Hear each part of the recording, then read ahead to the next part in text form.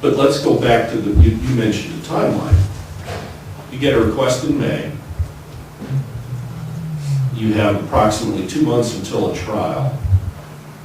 At the trial, during those 2 months, presumably, particularly since you did isolate about, I don't know, 12 or 15 pages of documents when it all boiled down to what was put under seal.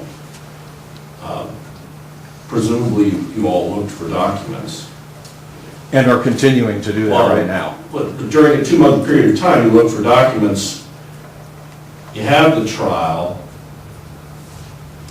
I think it's about 3 weeks until the under advisement ruling. I don't remember the precise time, but that's approximately about what it was. August 16th. Right.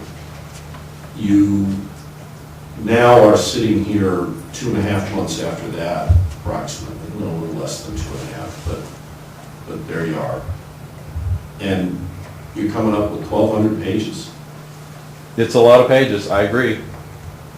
But those couldn't have been located in the 55 days before the trial? It's possible they could, I don't know. How many pages were produced before the trial? I remember there was a substantive response. I know in one letter I referred to a number of emails. I don't know. I would roughly say between the June 21st and the May 24th, probably 400 to 500.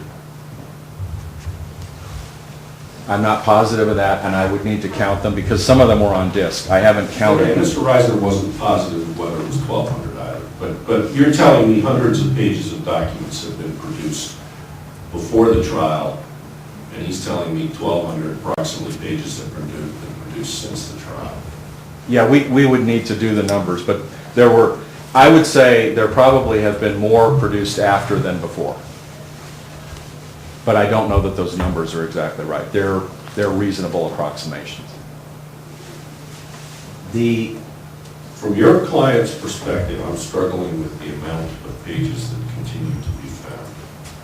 And maybe that's clear from all the comments I've made so far. Well, and the locating of the documents. Your client is a sophisticated entity with very experienced, sophisticated people in its employ, and it continues to find documents in large numbers. Like I said, we're not talking like, oh, I found a manila folder in the back of my desk with 6 pages in it that should have been in the response. That can happen to anybody.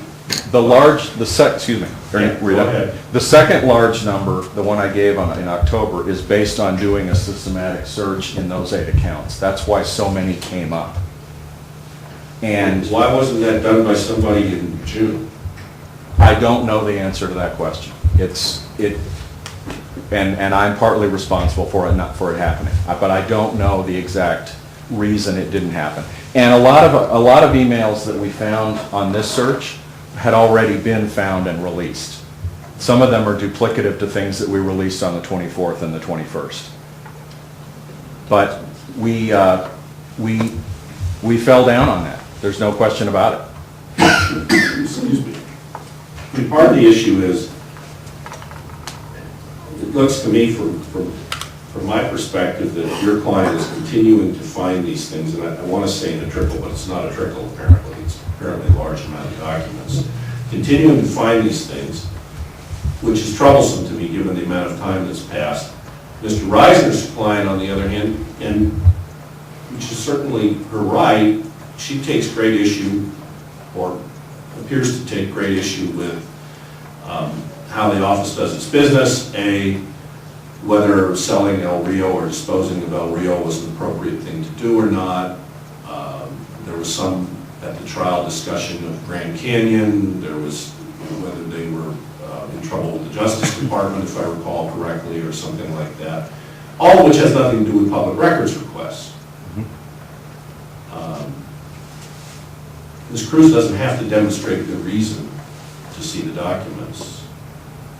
She doesn't have to justify why she's interested in the documents.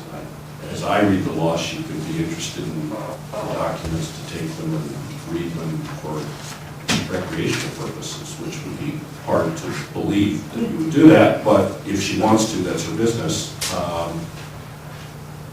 So I'm concerned about this deteriorating into a trial about whether the transaction that was at issue, and apparently nobody thinks is at issue now because it isn't proceeding, was a good or a bad idea.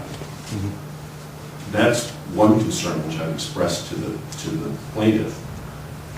On the other hand, I'm really concerned about how the trial on 7 or 8 or 10 or 15 documents is now continuing to produce a sizable flow of documents many months later.